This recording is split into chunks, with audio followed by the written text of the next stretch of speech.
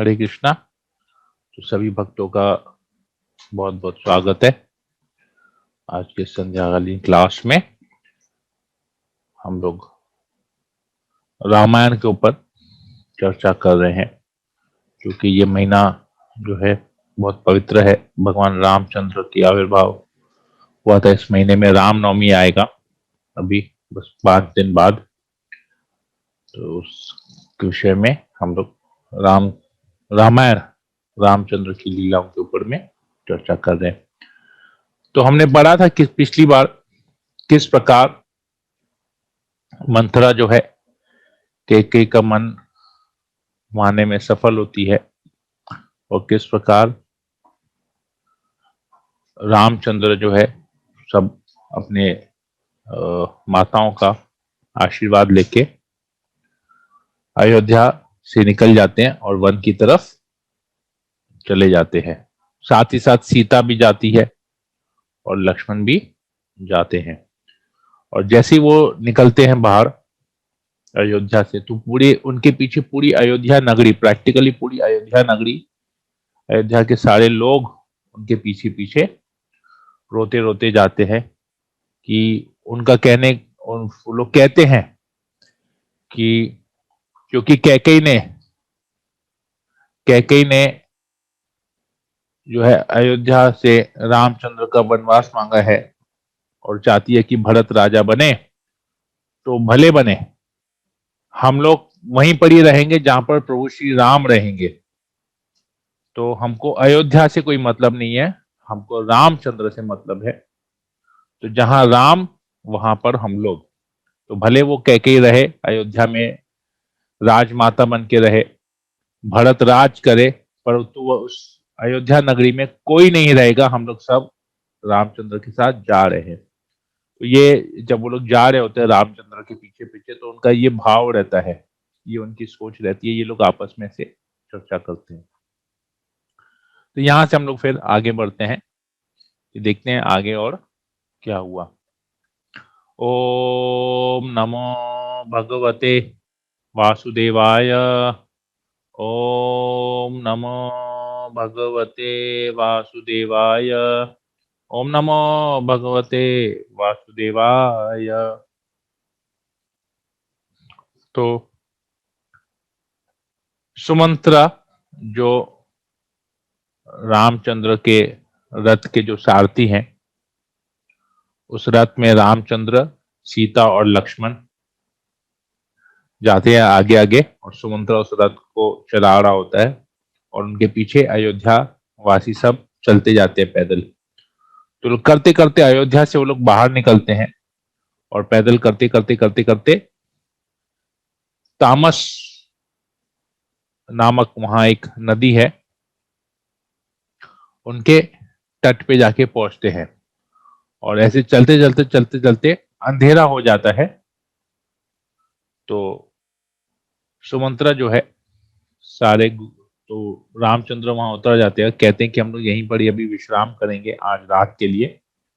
तो सुमंत्रा सारे घोड़ों को भी खोल देता है क्योंकि घोड़े भी चलते चलते वो लोग भी थक गए होंगे, तो उनको विश्राम करने के लिए, उनको कुछ पानी पीने के लिए, घास खिलाने के लिए उनको भी खुला छोड़ देते हैं। और वहां पर सारे लोग अयोध्यावासी जितने भी हैं वहां पर वहीं पर ही वो लोग विश्राम करने के लिए रुक जाते हैं। तो लक्ष्मण जी देखते हैं कि किस प्रकार उनके भाई राम और उनकी भाभी सीता, अब वो लोग कहां पर सोएंगे, ये लोग तो राजा हैं और उनके लिए तो ये कोई साधारण जगह पे ही, तो जंगल तो कोई सोने की जगह नहीं है, ऐसा तो नहीं है जहां तक मिला जगह वृक्ष के नीचे भी सो गया। तो लक्ष्मण की सेवा आरंभ हो जाती है। तो लक्ष्मण और सुमंत्रा क्या करते हैं, वहां पर वो लोग पेड़ के पत्ते इकट्ठा करते हैं और कहते हैं कि जो एकदम नरम नरम जो पत्ते होते हैं उन पत्तों को इकट्ठा करते हैं। और पत्ते आप देखेंगे अक्सर जिस शेप के पत्ते होते हैं पेड़ के पत्ते, उसके ना ऊपर का हिस्सा जो होता है, पत्ते का जो एज होता है वो थोड़ा सा नुकीला होता है। तो लक्ष्मण ने सारे पत्तों को ऊपर की तरफ जो नुकीला हिस्सा है उसको घुमा दिया था, कर्व कर दिया था, ताकि जो नोकीला हिस्सा वो नीचे की तरफ चले जाए और जो सॉफ्ट, जो नरम हिस्सा है पत्ते का, वो ऊपर की तरफ रहे। तो ऐसे सारे पत्ते इकट्ठा करते हैं और उन पत्तों का एक बहुत ही सुंदर जो है सोने के लिए जो है एक बेड बनाते हैं रामचंद्र के लिए और सीता के लिए, और वो लोग वहां पर विश्राम करते हैं। परंतु लक्ष्मण जागा रहता है। सारे अयोध्यावासी भी जब देखते हैं कि रामचंद्र और सीता सो गए तो वो लोग भी सो जाते हैं, वो लोग भी थके हुए रहते हैं।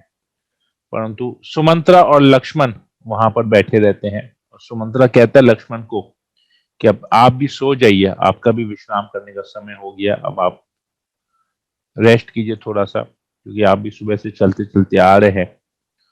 तो लक्ष्मण कहते हैं नहीं, मैं नहीं विश्राम कर सकता।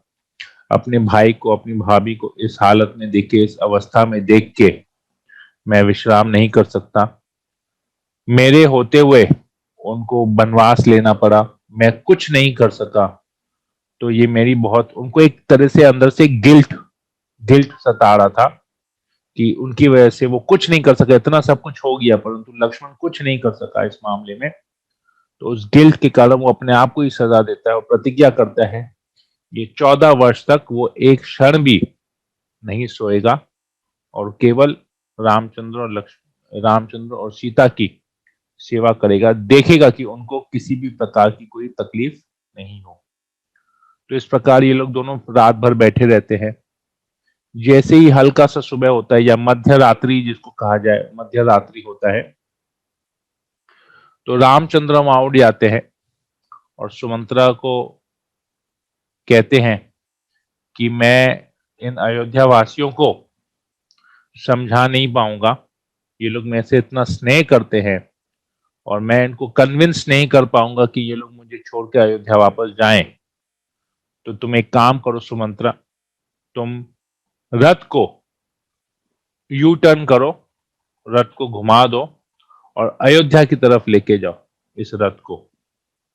मैं तमसा तामस नदी को पार करके मैं चले जाता हूं दूसरी तरफ, और तुम फिर बाद में दूसरा रास्ता पकड़ के उस पार आ जाना।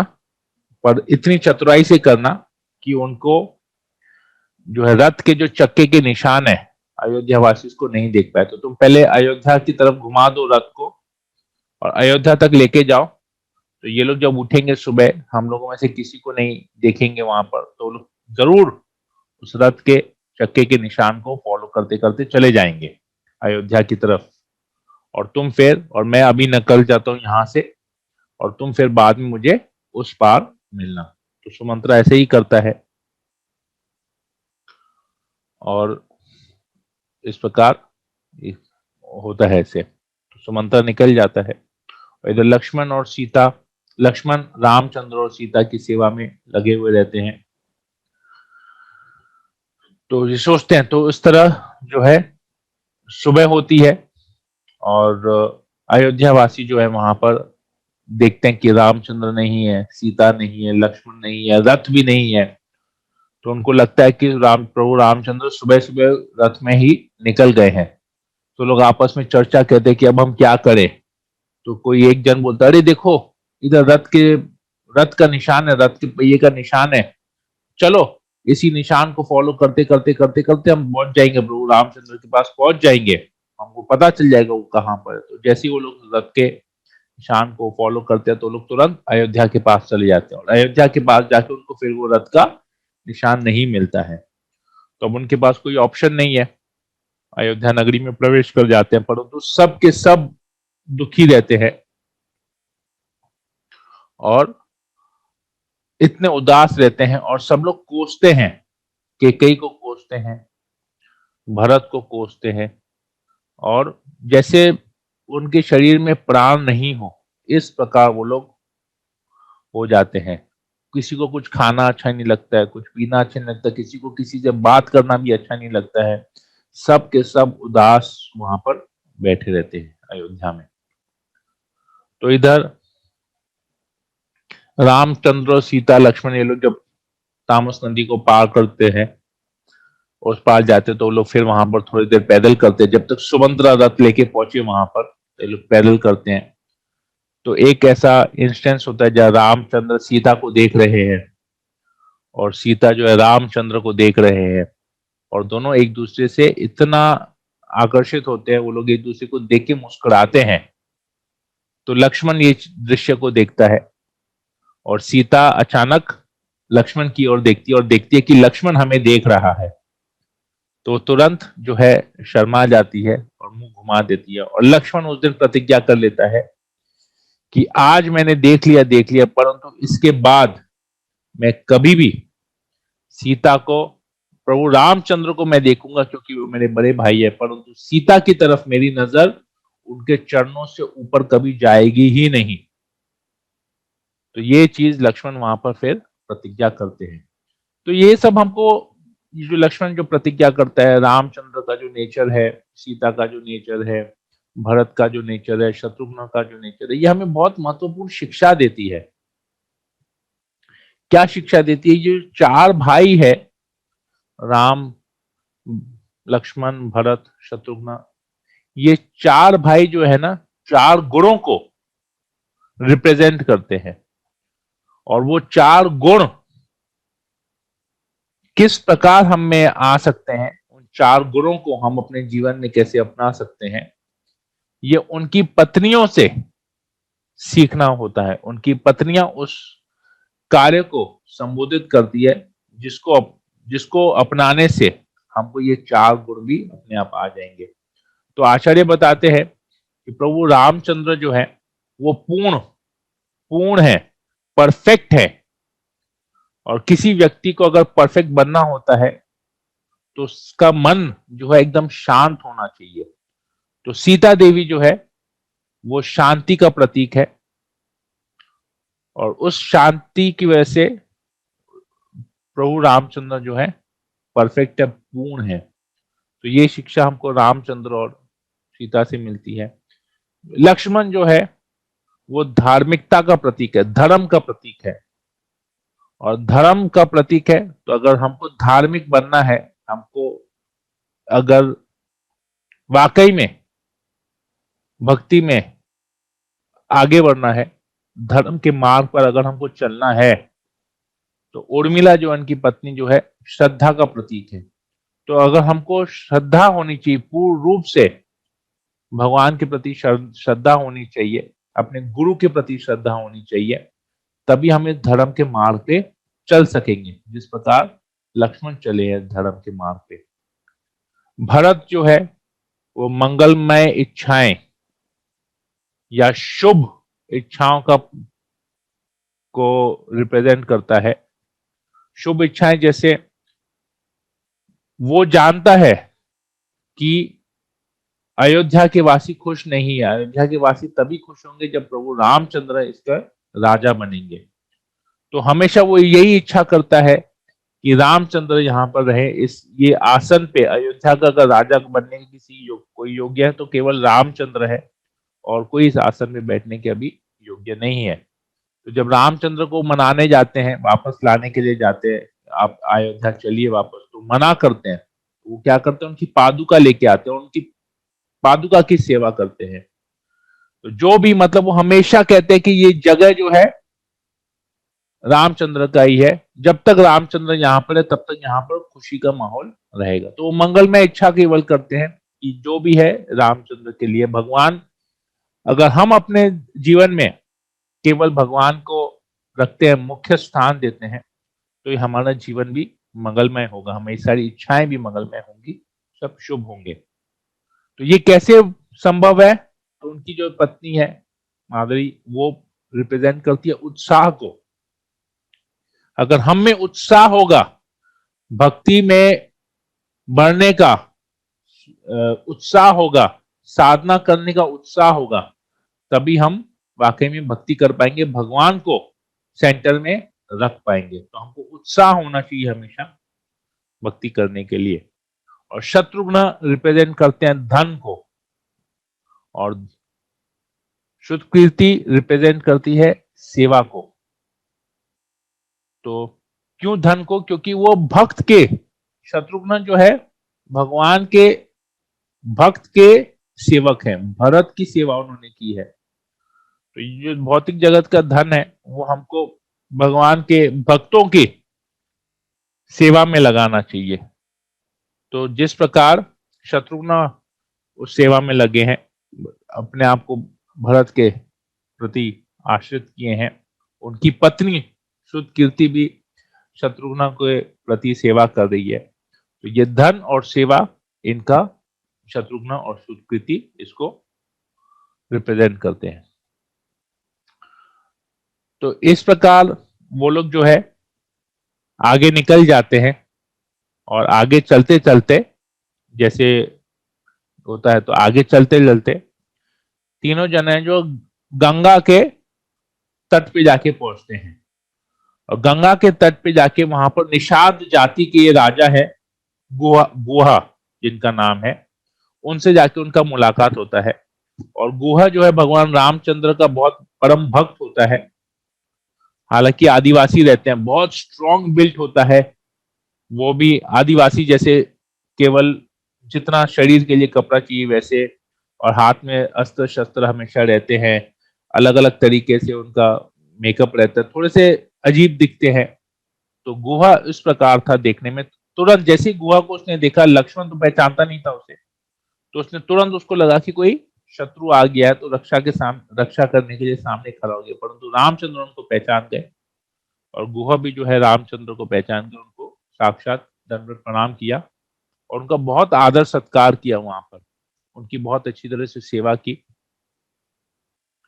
और वो हैरान हो गए गुहा रामचंद्र को उस अवस्था में वहां पर देख के, पर फिर भी उन्होंने सेवा की उनकी बहुत सुंदर तरीके से, और वो रात वहां पर उन्होंने वहां पर बिताया रामचंद्र। तो वापस से वैसे ही हुआ, लक्ष्मण ने बहुत सुंदर एक पत्तों का एक बेड बनाया रामचंद्र के लिए, सीता के लिए, और पूरी रात लक्ष्मण नहीं सोए, गुहा ने भी पूरी रात वो भी नहीं सोए, और वो लक्ष्मण के साथ केवल भगवान रामचंद्र के लिए विषय में वार्तालाप कर रहे थे। तो अगले दिन सुबह जब रामचंद्र उठे तो उन्होंने जो है गुहा को आदेश दिया कि मुझे गंगा के उस पार जाना है, तो कृपया मेरे लिए एक नौका का की व्यवस्था करो जिससे मैं उसके पार जा सकूं।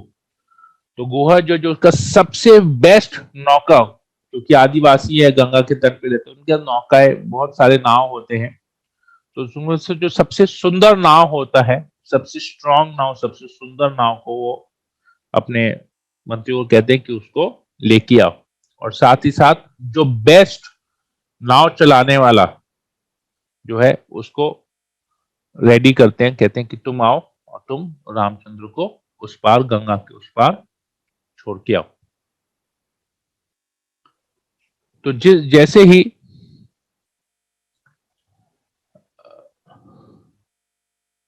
जब वो उधर आते हैं तो सुमंत्रा भी वहां पर तब तक आ जाता है, और सुमंत्रा रामचंद्र से प्रार्थना करता है कि कृपया आप मुझे अपनी सेवा में लेके चलिए, मैं अयोध्या जाके क्या करूंगा, और इसके आगे तो रथ भी नहीं जाएगा, तो आप नाव में जा रहे हैं तो आप भी मुझे अपने साथ लेके चलिए। परंतु रामचंद्र उसे मना करते हैं, कहते हैं नहीं, तुम्हारा अभी भी अयोध्या में बहुत सारी तुम्हारी सेवाएं हैं, तुमको वो सेवाएं जाके वहां पर पूरी करनी है।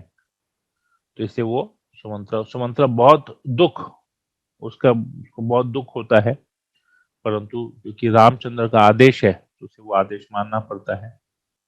तो वो कहते हैं कि ठीक है प्रभु, आप जैसा बोले मैं वैसे करूंगा। तो अगर अयोध्या वापस जाना है तो कोई संदेश हो तो आप मुझे बताइए। तो सबसे पहला रीजन उनको बताते हैं कि तुमको अयोध्या इसलिए जाना है क्योंकि जब तुम वापस अयोध्या पहुंचोगे तो कैकेयी को विश्वास हो जाएगा कि मैं वनवास में चले गया हूं।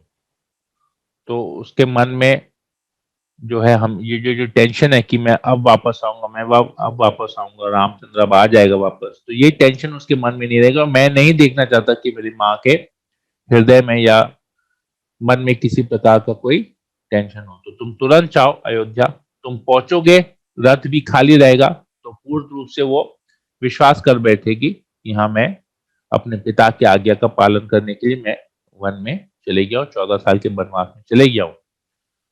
तुम जब उधर जाओगे, दशरथ महाराज से, मेरे पिताजी से कहना, मेरी माता से कौशल्या से कहना, कैकेयी से कहना, सुमित्रा से कहना, सारी जितनी भी रानियां हैं सबसे ये कहना, और बार बार यही कहना कि मैं एकदम ठीक हूं, मुझे कुछ नहीं हुआ है, मैं आनंद में हूं, मैं जंगल, भले ही मैं जंगल में हूं, पर मुझे यहाँ पर किसी भी प्रकार की कोई तकलीफ यहाँ पर नहीं है। और तुम उनके चरण स्पर्श करना और कहना, तुम जब उनके चरण स्पर्श करोगे, मेरे मेरी तरफ से, सीता की तरफ से और लक्ष्मण की तरफ से तुम उनके चरण स्पर्श करना और उनसे आशीर्वाद लेना। तो ये उनको कहते हैं। आगे उनको कहते हैं कि ऐसा नहीं है तो तुम दशरथ महाराज के भी चरणों को स्पर्श करना, संग संग तुम भरत को भी बुलाना, तुम वहां जाके अरेंजमेंट करना कि किस प्रकार भरत जल्दी से जल्दी, क्योंकि मैं नहीं हूं वहां पर, तो मेरे पिताश्री का, दशरथ महाराज का ख्याल रखने के लिए कोई तो चाहिए। अयोध्या का कोई राजा नहीं है अभी, भरत को राजा बनना है, तो तुरंत जाके तुम वहां पर व्यवस्था करना कि जल्दी से जल्दी भरत वहां पर आ जाए और भरत का राज्य अभिषेक हो और उसको राजा बना दिया जाए, क्योंकि ये मेरे पिता दशरथ की इच्छा है। तो तुम ये सब चीज करना, तुमको तो ये सब सेवाएं रामचंद्र देते हैं सुमंत्रा को कि तुम जाओ अभी रथ लेके। वे लक्ष्मण से पूछते हैं, तो लक्ष्मण तो बहुत ही क्रोधित रहते हैं। वो तो तुरंत बोलते हैं कि तुम जब जाओगे दशरथ महाराज के, तुम जाके ये कहना, कहते हैं अहम तावन महाराज पितृत्वम न उपलक्ष्ये, भ्राता भर्ता च बंधु च पिता च मम राघव। कहते हैं लक्ष्मण उसको कि तुम जाके दशरथ महाराज को कहना, अहम तावन महाराजे पितृत्वम न उपलक्ष्ये। हे महाराज दशरथ, लक्ष्मण कहता है कि मैं अब से आपका, आपको पिता नहीं मानता, पितृत्वम न उपलक्ष्ये, अब से मैं आपको अपने पिता के, पिता की दृष्टिकोण से कि आप मेरे पिता हैं, अब से मैं ये नहीं देखूंगा कि आप मेरे पिता हैं। तो पूछेंगे कि कौन अब से उसका पिता है। फिर लक्ष्मण अगर ऐसा कहता है कि मैं उसका पिता नहीं हूं, तो कौन उसका पिता है? कहते हैं भ्राता भर्ता च बंधु च पिता च मम राघव। तो अब से राघव, रामचंद्र मेरे पिता है, और केवल वो मेरे पिता नहीं, मेरे भ्राता भी है, मेरे बड़े भाई भी वो है, मेरे भर्ता, मेरे स्वामी भी वही है, मेरे मित्र बंधु भी वही है, मेरे पिता, सब कुछ वही है। क्यों ऐसा कह रहे हो तुम कि रामचंद्र ही तुम्हारा सब कुछ है? तो ये जब पूछेंगे तो उन्हें कहना कि तुमने, आपने जो है दशरथ महाराज, आपने जो है रामचंद्र को अयोध्या से निकाला है, तो आपने जो अयोध्या के जितने भी लोग हैं, आपने सबके, क्योंकि आपने रामचंद्र को जीवन से निकाला है, अपने जीवन से निकाला है, उनके जीवन से निकाला है, आपने अयोध्या वासियों के जीवन से रामचंद्र को निकाला है, तो आप बड़े, बहुत बड़े अपराधी हैं। जितने भी भक्त अयोध्या वासी रामचंद्र के भक्त हैं, सभी वैष्णव हैं, तो आपने उनके चरणों के प्रति अपराध किया है। तो इस अपराध की वजह से मैं आपसे पूरा अपना रिश्ता जो है आज से कट कर देता हूं, आपसे, मुझे आपसे कोई रिश्ता नहीं रखना है। तो आचार्य बताते हैं कि यहाँ पर तीन चीज लक्ष्मण जो है समझाना चाहता है इस श्लोक से, इस मैसेज से, जो सुमंत्रा को कहते हैं कि दशरथ महाराज को जाके कहना। तो सबसे पहला चीज है विरक्ति। विरक्ति किसके प्रति? किसी भी चीज के प्रति, या किसी भी वस्तु, या किसी भी व्यक्ति के प्रति विरक्ति। अगर वो हमको रामचंद्र की सेवा या भगवान की सेवा करने में अगर वो बाधा है, तो हमको उससे विरक्ति हो जानी चाहिए। तो विरक्ति का यहाँ पर लक्ष्मण बहुत बड़ा एग्जाम्पल सेट करते हैं, क्योंकि उन्होंने दशरथ महाराज से अपना रिलेशन जो है तोड़ दिया, अपने राम को, अपने बड़े भाई को ही अपना पिता मान लिया, क्योंकि अगर दशरथ को पिता मानेंगे तो उनको रामचंद्र से अलग होना पड़ेगा, परंतु राम को पिता मान लिए तो अब हमेशा भगवान की सेवा में वो लगे रहेंगे। दूसरा चीज यहाँ पर लक्ष्मण जो है बताना चाहता है कि किस प्रकार जीवन का परम लक्ष्य होना चाहिए भगवान की सेवा करना।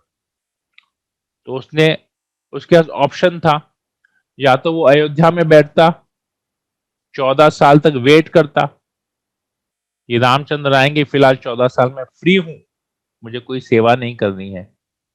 परंतु उसने ऐसा नहीं किया, उसने रामचंद्र की सेवा की।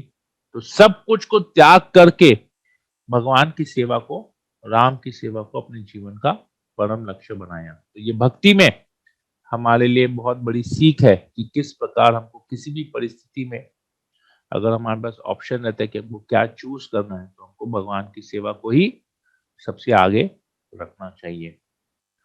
और तीसरा यहाँ पर बताते हैं कि हमको ऐसे लोगों का संग नहीं करना चाहिए जो कि भगवान के प्रति ईर्ष्यालु हैं, या भगवान के लिए कुछ गलत बात कहते हैं, निंदा करते हैं, वैष्णव निंदा करते हैं। तो हमको ऐसे लोगों का संग नहीं करना चाहिए। तो इस प्रकार सुमंत्रा वहां से चले जाता है और वो गुहा को कहते हैं कि मुझे इस पेड़ का द्रव्य लाके दो, लेटेक्स जिसको कहते हैं। वहां पर वृक्ष होते हैं तो उसके लेटेक्स, उसमें से वृक्ष में से जो थोड़ा सा जूस निकलता है उसको लाके दो, लकड़ी में से जो जूस निकलता है उसको लाके दो, क्योंकि मेरे तो अभी ऐसे केस है, मैं तो अभी जंगल की तरफ जा रहा हूँ, मैं तो अभी, मुझे तो अभी जो है वनवास के रूप में रहना है, तो ये मुझे जटा बना के रखनी है, तो ये सब लाओ तो मैं उसको बांध के अपनी जटा बनाऊं। अब मुझे इस तरह का सुंदर घुंघराले बालों के साथ मुझे नहीं ऐसा रहना है।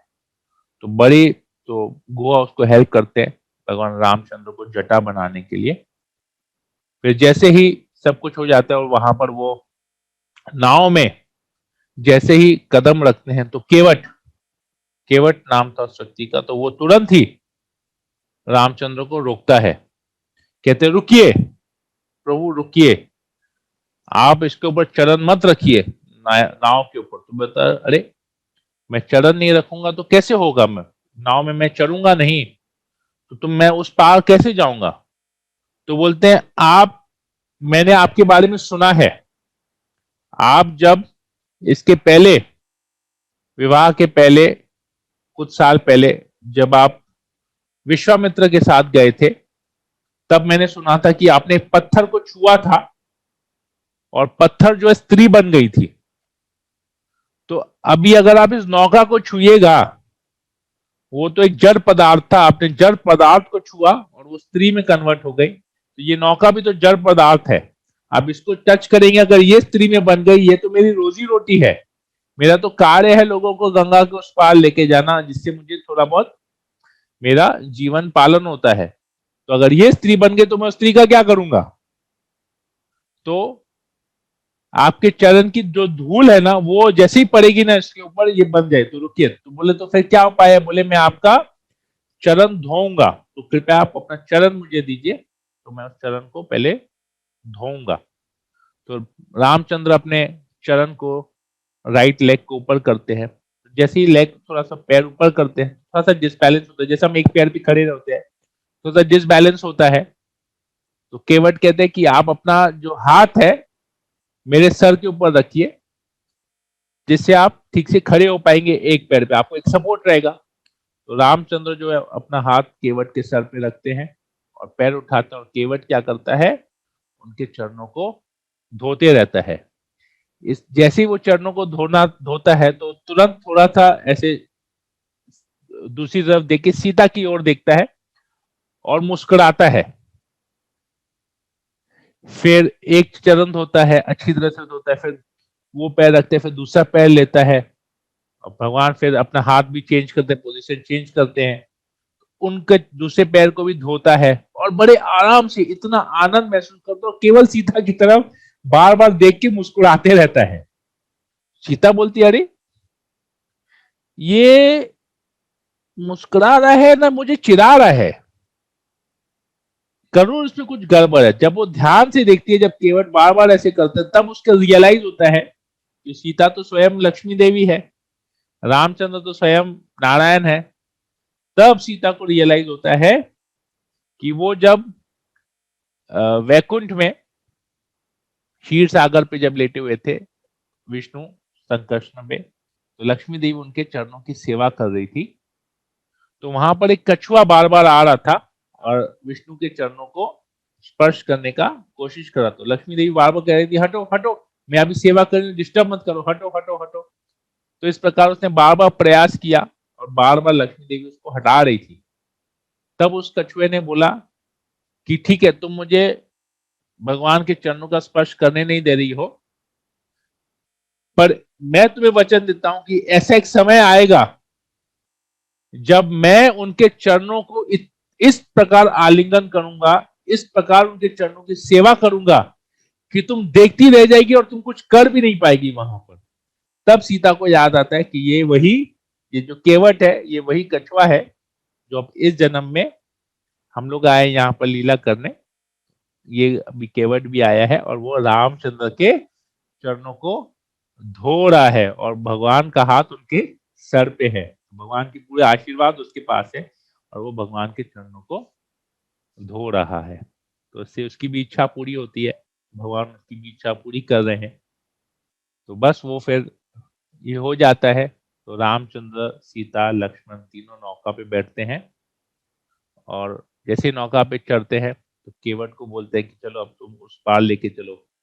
बोले मैं उस पार लेके तो जाऊंगा, मेरा तो कार्य यही है, पर इसके बदले में आपको मुझे कुछ देना पड़ेगा, क्योंकि मैं तो नावक हूं, मेरा तो कार्य उस पार लेके आना, पर मुझे तो अपने जीवन निर्वाह के लिए कुछ तो चाहिए। तो बार्टर सिस्टम, तब के जमाने में बार्टर सिस्टम मतलब वस्तु विनिमय प्रणाली। एक आपने किसी को कोई एक वस्तु दिया, उसने बदले में आपको दूसरी वस्तु दे दी, तो ऐसे सिस्टम चलता है। तो बोले मेरे पास भी यही सिस्टम चलता है, मैं तो आपको उस पार लेके जाऊंगा, पर बदले में आपको मुझे कुछ देना पड़ेगा। तो रामचंद्र ने बोला ठीक है, तुम जो मांगो मैं तुम्हें दूंगा। तो बोले ठीक है, मेरी एक ही इच्छा है, मैं आपको गंगा में इस पार से उस पार लेके जा रहा हूं। आप मुझे वचन दीजिए कि ये जो भव सागर है, ये जो मटेरियल वर्ल्ड है, ये जो भव सागर है, आप मुझे भव सागर के इस पार से उस पार लेके जाना आपका कार्य है। आप मुझे वचन दीजिए कि आप अगर मुझे भव सागर से पार कराएंगे, मतलब इस भौतिक जगत से पार करा के मुझे भगवत धाम लेके जाएंगे, तो मैं आपको गंगा के इस पार से उस पार लेके जाऊंगा। तो रामचंद्र बहुत खुश हुए और उनको आशीर्वाद दिया इसके लिए। तो जैसे ही वो लोग गंगा के उस पार पहुंचे, फिर उनको जैसे चलना था, अब तो उनका रथ में सुमंत्रा भी चले गया। तो अभी उन्होंने डिसाइड किया, इसके पहले तक क्या हो रहा था, रामचंद्र और सीता साथ साथ चल रहे थे, लक्ष्मण उनके पीछे थे। परंतु अभी सब कुछ पार करके इस तरफ आ गए हैं, जंगल और घना हो गया है। तो ये लोग कहते हैं कि सीता की सुरक्षा जो है सबसे ज्यादा इंपॉर्टेंट है अभी। तो ये लोग डिसाइड करते हैं रामचंद्र आगे चलते हैं, सीता बीच में, फिर पीछे में लक्ष्मण। तो प्रभु रामचंद्र आगे, सीता बीच में और लक्ष्मण पीछे। ये लोग इस प्रकार सीता की सुरक्षा के लोग डिसाइड करते हैं कि इस प्रकार ये लोग चलेंगे। तो रामचंद्र जैसे जैसे चलते हैं, तो एक ऐसे ऐसे ऐसे ऐसे करके चलते हैं, उनका पैर रहता है। तो सीता देखती है कि ये जहां जहां प्रभु रामचंद्र के चरण पड़ रहे हैं, मुझे उनके चरण चिन्ह को अवॉइड करना है, ताकि मेरा पैर उनके पैर के ऊपर नहीं पड़े। तो वो थोड़ा सा वो फिर अब लेफ्ट राइट करके अगर भगवान चल रहे हैं, तो सीता क्या कर रही है, राइट लेफ्ट करके चल रही है, ताकि भगवान के साथ उनके चरण जो है क्लैश नहीं हो। अब तो रामचंद्र तो हो गया, सीता का हो गया, अब पीछे तो है लक्ष्मण। अब लक्ष्मण कैसे करे, क्योंकि जगह तो भर गया। अब लक्ष्मण कैसे बचाएगा, राम के चरण तो पहले सीता ने भी बचा के डायरेक्शन उसको चेंज कर दिया, रिदम को चेंज कर दिया। अब लक्ष्मण क्या करेंगे, तो लक्ष्मण के लिए सबसे ज्यादा टफ, वो थोड़े से साइड में होके फिर चलने लगे। तो राम के चरण, उसके साइड में सीता के चरण, और उसके उस तरफ में लक्ष्मण के चरण। तो वहां पर जैसे ये लोग जंगल की तरफ जा रहे थे, बहुत सारे ऋषि मुनि भी वहां पर जंगल में रहते हैं, तपस्या करते हैं, मेडिटेशन करते हैं। तो वो जो ऋषि मुनि जो ओम के ऊपर में जो तपस्या करते हैं, उन्होंने जब इस प्रकार देखा राम को चलते हुए, सीता को चलते हुए, लक्ष्मण को चलते हुए, तो उन्होंने कहा ये साक्षात ओम, हम लोग जिसके ऊपर ध्यान कर रहे हैं इनको देख के लग रहा है कि ओम साक्षात चल रहा है, ओम साक्षात बात कर रहा है। तो आचार्य बताते हैं अ उ म ओम, तो अ है, अ का मतलब आराध्य देव, जो भगवान रामचंद्र सबके आराध्य हैं, सब पूजनीय है वो। उ का मतलब ऊर्जा, उनकी शक्ति, यानी कि सीता भी वहीं पर ही है। और म मतलब सेवा की मूर्ति लक्ष्मण, वो भी उनके साथ है। तो अ उ म ओम, ये लोग साक्षात ओम ही यहां से जा रहे हैं। उनको, ऋषि मुनियों को ऐसा लगा। ऐसे चलते चलते चलते चलते वो लोग गंगा और यमुना के संगम के वहां पर पहुंचते हैं, और वहां पर भरद्वाज ऋषि का आश्रम होता है। तो भरद्वाज ऋषि से, यानी कि प्रयाग जाके वो लोग पहुंचते हैं।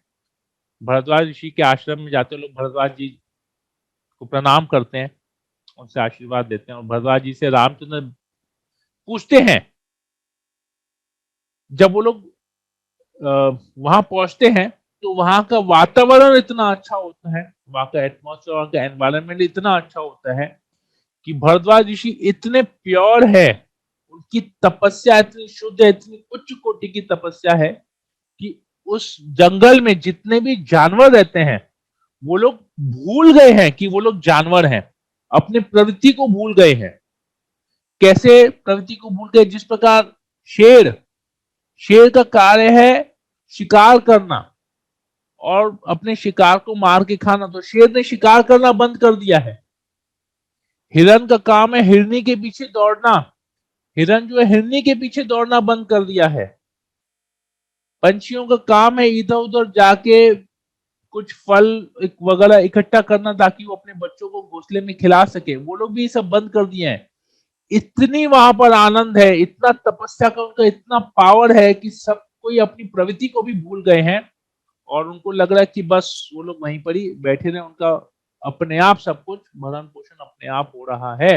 जैसे लग रहा है कि उनको भूख है ही नहीं, कुछ नहीं है, बस वो तपस्या, वो जो भरद्वाज ऋषि की जो तपस्या है, उसकी तपस्या से ही, शक्ति से ही उनका सब कुछ जो है देख रेख अपने आप हो जा रहा है। तो इतना सुंदर जगह, तो रामचंद्र कहते हैं कि क्या हम लोग यहीं पर ही रह जाए?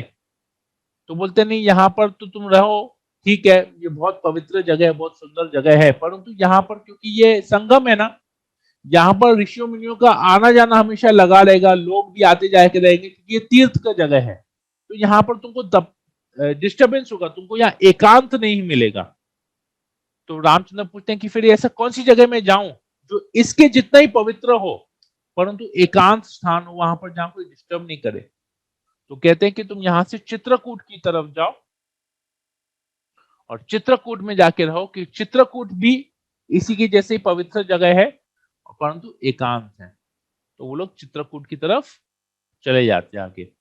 इतने में यहाँ पर सुमंत्रा अयोध्या पहुंचता है, और दशरथ महाराज को बताता है किस प्रकार, पूछते हैं कि किस प्रकार रामचंद्र हैं, कैसे हैं। तो बताते हैं कि किस प्रकार वो लोग जो है पत्तों के बेड में सोए हुए हैं, उन्होंने पत्तों के बेड में सोया। किस प्रकार वो लोग खा रहे हैं फल, जो भी मिल रहा है पेड़ में वो लोग फल खा ले रहे हैं। जा रहे हैं तो पानी पीने को, नदी के वहां पर अगर पानी पीने को मिल जाए तो पानी पी रहे हैं। बस जैसे तैसे वो लोग चल रहे हैं, उनका कुछ नहीं है, एकदम पूरे जो वैराग्य में वो लोग चल रहे हैं, क्योंकि आपने कहा, आपने वचन दिया है केकई को कि उनको वैराग्य रूप में रहना है, उनको साधु के वेश में रहना है, क्योंकि वो लोग बनवासी हैं, उनको जटा धारण करना है। तो उन्होंने किस प्रकार बताया कि किस प्रकार वह की मदद से उन्होंने अपनी जटा भी बनाई। तो ये सब जैसे सुना तो कौशल्या तुरंत दशरथ को दोषी मानने लगी, बहुत उसके ऊपर बोली कि आपकी वजह से ही ऐसा हुआ है।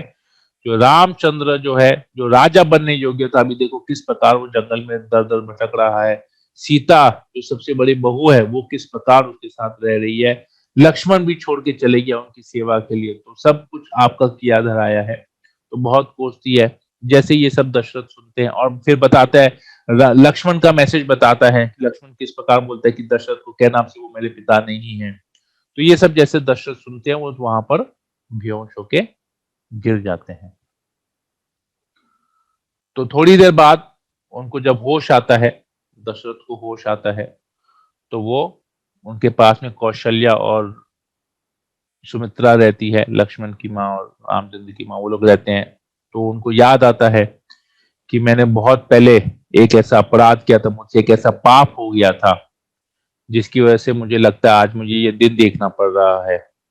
कहते हैं कि जब मैं जो है एक राजकुमार था, विवाह से पहले, कहते हैं कि विवाह से पहले मैं जब राजकुमार था तो मेरा मेरा शौक था, मैं सरयू की तरफ जाता था, सरयू नदी के वहां जाता था और मैं शिकार करता था।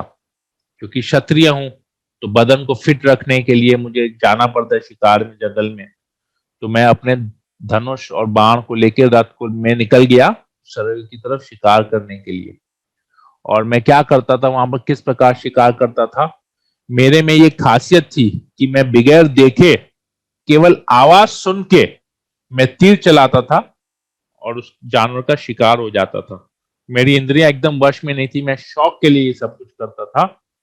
तो मैं क्या करता था, सरयू नदी के वहां पर जाके किसी पेड़ में बैठ जाता था और जैसे ही मुझे वहां पर कोई आवाज सुनाई देता, कोई भी जानवर वहां आता था नदी में पानी पीने के लिए, तो थोड़ी सी आहट होती थी, उस आहट को सुनते ही मैं तीर चलाता था और जानवर की मृत्यु हो जाती थी, उसको मार डालता था उस जानवर को।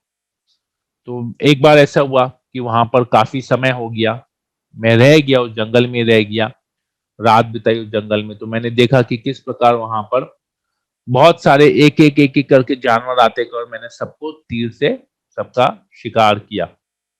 तो फिर क्या हुआ, बस सुबह होने ही वाला था, अभी अंधकार भी पूरी तरह से गया नहीं था, रोशनी भी पूरी तरह से नहीं हुई थी। तो मैंने वहां पर एक सुना कि कोई नदी के वहां पर कोई आवाज हो रही है। तो मुझे लगा कि वहां पर एक हाथी आया है पानी पीने के लिए, जिस प्रकार का आवाज था। तो मैंने तुरंत तीर चलाया और तीर चलाया तो वहां से एक जोर से आवाज आई, आह करके एक मनुष्य की आवाज आई। तो मैं तुरंत वहां पर दौड़ते हुए गया और मैं देखा, अरे ये मुझसे क्या हो गया, मैं तो जानवर समझ के धनुष चलाया, तीर चलाया, और यहां पर तो ये मनुष्य मर गया। तो उसने उसको कहा, तो उसने जो उसने कहा, और वो और कोई नहीं था,